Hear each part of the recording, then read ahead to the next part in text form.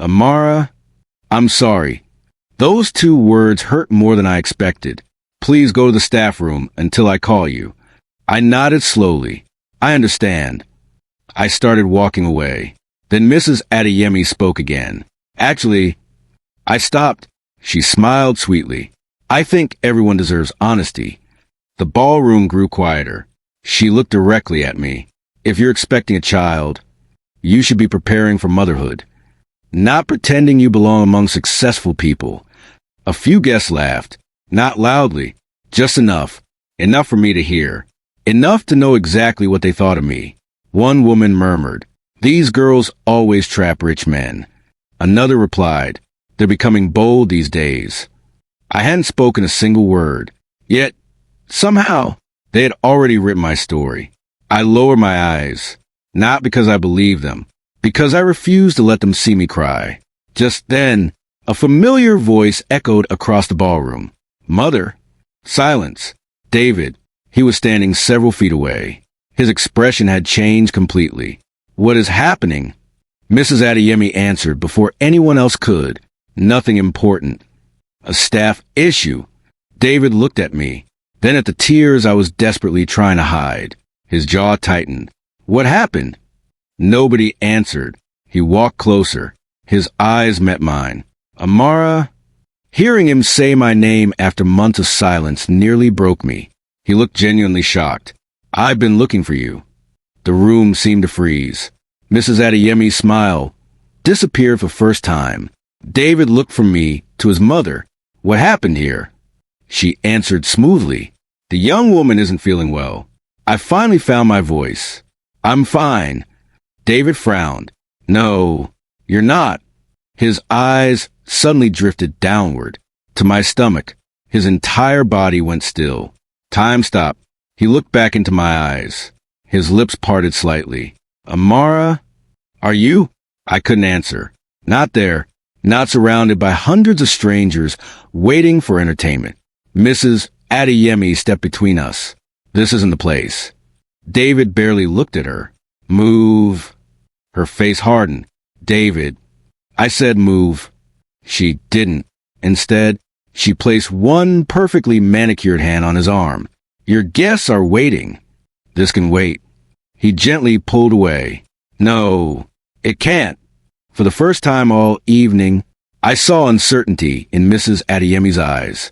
She hadn't expected him to challenge her publicly. David walked toward me.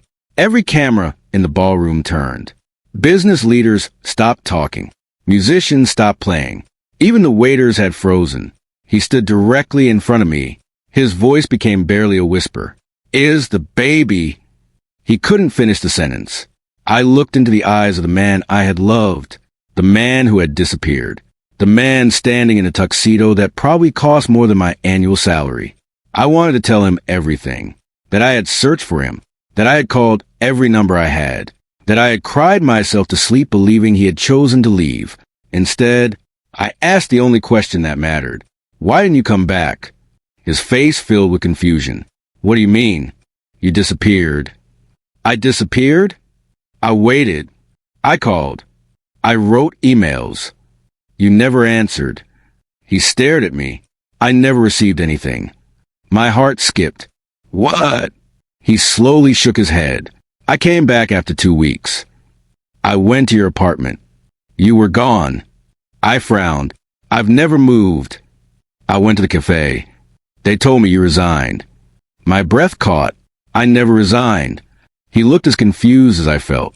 Neither of us was lying, which meant someone else had. We both turned at exactly the same moment, toward Mrs. Adeyemi. She remained perfectly composed, almost too composed. David noticed it too. "Mother," she folded her arms. "This isn't the time." He stepped closer. "What did you do?"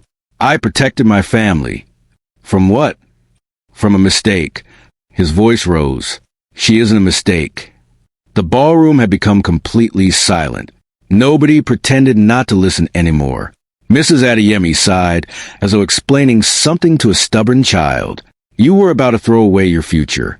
For a waitress." The word waitress dripped from her lips like an insult. David stared at her in disbelief. You interfered. I corrected your judgment. He looked as though someone had struck him. You sent me overseas. Yes. You changed my number. Yes. You blocked my emails. I did. You lied to her. Silence. I did what any mother would do. No. David's voice trembled. You did what only a controlling mother would do. Gasps echoed around the ballroom. No one had ever heard anyone speak to Margaret Adeyemi like that. She glanced around the room before lowering her voice. You're embarrassing this family. He laughed bitterly. No, you embarrassed this family. The moment you destroyed two innocent lives because you couldn't accept that the woman I loved served coffee for a living. Tears blurred my vision. I had imagined this confrontation 100 different ways. None of them looked like this. Then David turned back to me. His eyes were filled with regret. Amara, I'm so sorry. Before I could respond, a sharp pain shot through my abdomen.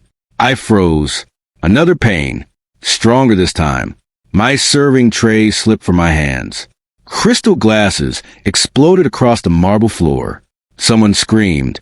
I instinctively grabbed my stomach. My knees buckled. David lunged forward just before I collapsed. Amara, another wave of pain ripped through me. I could barely breathe. A warm sensation spread down my legs. One of the older women nearby gasped. Oh my God! I think her water just broke. The ballroom erupted into chaos. And as David caught me in his arms, I looked into his terrified eyes and whispered, Our baby. Before everything around me faded to black, the last thing I remember before everything went dark was David calling my name. Not shouting, begging, the kind of desperate plea that only comes from someone terrified of losing the person they love. Then, nothing. When I opened my eyes again, the first thing I saw was a white hospital ceiling, bright lights, the steady beeping of machines, the faint smell of antiseptic. For a few seconds, I couldn't remember where I was. Then the memories came rushing back. The Gala, Margaret Adeyemi, the humiliation, the pain, my baby. My heart raced. My baby. A nurse immediately hurried over. Easy. Please don't move. My baby. She smiled warmly. Your baby is alive. The tears came instantly. And healthy. I closed my eyes. Thank you, God. The nurse reached beside the bed and gently lifted a tiny bundle wrapped in a pale blue blanket. I think someone wants to meet his mother. She carefully placed him in my arms. He was so small. Tiny fingers. Tiny nose. Peacefully asleep. I stared at him for what felt like forever. No amount of pain, no amount of betrayal could compete with that single moment. I kissed his forehead. You'll never have to earn my love. You already have all of it. A few minutes later, there was a knock at the door. The nurse looked at me. He's been waiting outside all night. I already knew who she meant. David. She quietly stepped outside. Seconds later, he walked in. He looked nothing like the billionaire who had arrived at the gala. His tuxedo was gone. His white shirt was wrinkled. His tie had disappeared. His eyes were bloodshot. He hadn't slept. He stopped several feet from the bed. Then his eyes found the baby. He couldn't speak.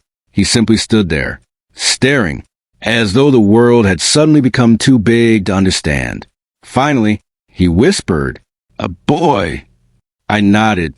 He smiled through tears. A son. I looked down at my baby. His name is Chitara. David repeated it quietly. Chitara, what God has written.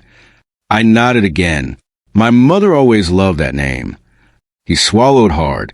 His voice broke. Can I hold him? I wanted to say yes. Every part of me remembered the man who had shared roadside suya with me, the man who had believed in my dreams before anyone else did.